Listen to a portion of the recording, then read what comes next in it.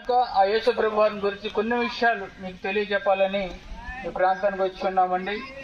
అయితే ప్రభువైన యేసుక్రీస్తు వారు 2025 సంవత్సరాల క్రితము ఈ భూమి మీద మనిషి కుమారుడిగా కన్యక గర్భమునందు ఆయన జన్మించి ఉన్నారు.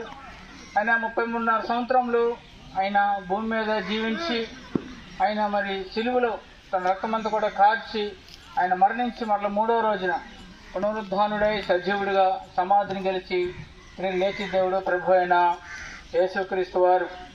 అయితే యేసు ప్రభు వారు లోకానికి ఎందుకు వచ్చి ఉన్నారంటే బైబిల్లో ఒక మాట ఉన్నది, దేవుడు లోకమును ఎంతో ప్రేమించెను కాగా తన అద్వితీయ కుమారునిగా పుట్టిన వాని విశ్వాసించువాడు నశింపగా నిత్య జీవము పొందినట్లు ఆయనను అనుగ్రహించినని వాక్యము సెలవిస్తున్నది. నిజమేనండి. మరి దేవుడైతే మరి లోకాన్ని ఎంతగానో ప్రేమించి ఉన్నాడు. దేవుడైతే మహాపరిశుద్ధుడు, మహోన్నతుడు, సర్వశక్తిమంతుడు, భూమిని ఆకాశమును కలుగజేసిన వాడు ఆయనే, సూర్య చంద్రాదులను నక్షత్రములను సమస్తమును కలుగజేసిన వాడు ఆయనే. అయితే అంత గొప్ప శక్తిమంతుడు మరి లోకంలో మనల్ని ఎందుకు ప్రేమించి ఉన్నాడంటే మానవులను మనందరం కూడా ఆయన యొక్క స్వరూపంలో ఉన్నవారమే. మానవులను మనము దేవుని యొక్క పోలికలో చేయబడ్డాము.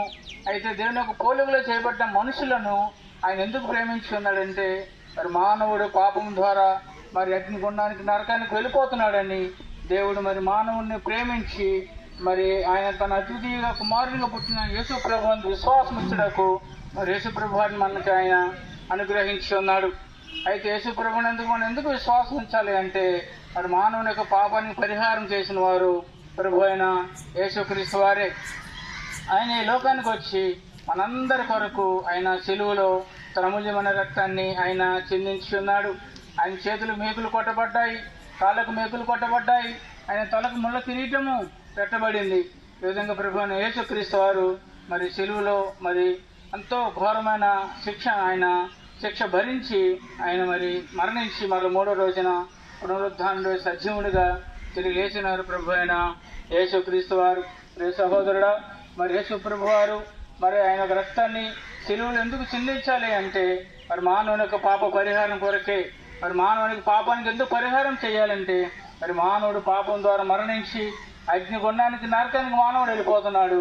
అయితే ఏ మానవుడు కూడా నశించి అగ్నిగుండానికి వెళ్లకుండా ఉండాలని ఆ దేవాది దేవుడే, ఆ గొప్ప దేవుడే మరి యేసు ప్రభు వారిగా 2025 సంవత్సరాల క్రితము ఈ భూమి మీదకి వచ్చి మనందరి యొక్క పాప పరిహారం కొరకు ఆయన సిలువలో ఆయన తన అమూల్యమైన రక్తాన్ని ఆయన చిందించి ఉన్నారు. ఆయన మరణించి మరల 3వ రోజున పునరుద్ధానంలో తిరిగి లేచి ఉన్నారు ప్రభు అయిన యేసుక్రీస్తు వారు. సహోదరుడా, మానవునికి మరణం తర్వాత మరొక జీవితం ఉన్నది, అదే శాశ్వతమైన జీవితము. ఎందుకంటే ఈ లోకంలో మనం జీవించే కాలం కొంతకాలమే, 50, 60, 70 సంవత్సరములు ఆయుష్ ఉంటే 100 సంవత్సరములు. మరి ఏ నాటికైనా మీరు లోకాన్ని వదిలి మనం వెళ్ళవలసిన వారమే. ఈ లోకాన్ని వదిలి వెళ్ళిన మనము మన యొక్క ఆత్మ యొక్క ప్రయాణం ఎక్కడికో మనం గుర్తెరిగిన వారమే మనం ఉండాలి. ఎందుకంటే మానవుల్లో శరీరము, ప్రాణము, ఆత్మ 3 ఇముడి ఉన్నాయి. ప్రాణం పోయిన తర్వాత శరీరం మట్టిలో కలిసిన తర్వాత ఆత్మ యొక్క గమ్యము ఎక్కడికో మనం గుర్తెరగవలసిన వారమై ఉన్నాము. ప్రియ సహోదరులారా, మరి లోకంలో అనేక మంది దాన ధర్మాలు చేస్తున్నారంటే మరి ఆత్మ యొక్క ప్రయాణం కొరకు, ఆత్మ యొక్క మరి శాంతి కొరకు అనేక మంది దాన ధర్మాలు చేస్తున్నారు. అయితే ఏ యొక్క దాన ధర్మం కానీ ఏ యొక్క మంచి పనులు కానీ మన పరలోకాన్ని తీసుకెళ్ళవు. ఎందుకనగా మానవుల్లో పాపం అనే బీజం ఉన్నది. ఆ పాపం అనే బీజం కరగబడాలంటే పరిశుద్ధమైన రక్తం ద్వారానే ఆ పాపము కరగబడుతుంది.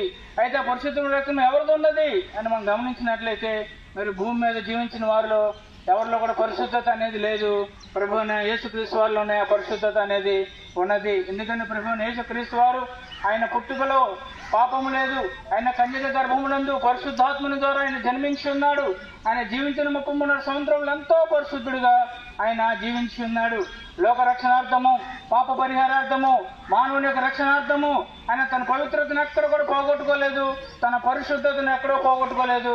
ఆయన ఎంతో పవిత్రుడిగా, పరిశుద్ధునిగా ఈ లోకంలో ఆయన జీవించి ఉన్నాడు.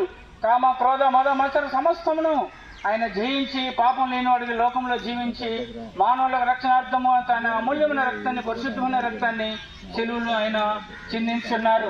రే సహోదరుడా, ఆయన సిలువ మరణం మనం గమనించినట్లయితే ఎంతో ఘోరమైనది. అది పాపానికి శిక్ష. అది ఆ శిక్షను మనం పొందలేము కనుక మన శిక్షను ప్రభువైన యేసుక్రీస్తు వారి ఆ శిలువలో ఆయన పొంది ఉన్నారు. మన యొక్క పాప మరణాన్ని ప్రభువైన యేసుక్రీస్తు వారి శిలువలో ఆయన పొంది ఉన్నారు. అయితే యేసుక్రీస్తునందు విశ్వాసం ఉంచిన వారికి ఈ యొక్క నరకం అనే మరణం అనేది లేదు. ఆ యొక్క పరలోకం అనేది యేసుక్రీస్తునందు విశ్వాసం ఉంచిన వారికి ఉన్నది. మనందరూ కూడా సదాకాలం దేవునితో పరలోకంలో జీవించి ఉండాలని, పరలోకంలో ఉన్న దేవుడే యేసుక్రీస్తు వారికి లోకానికి వచ్చి మనందరి కొరకు పాప పరిహారం కొరకు శిలువలో తన అమూల్యమైన రక్తాన్ని ఆయన చిందించి ఉన్నారు.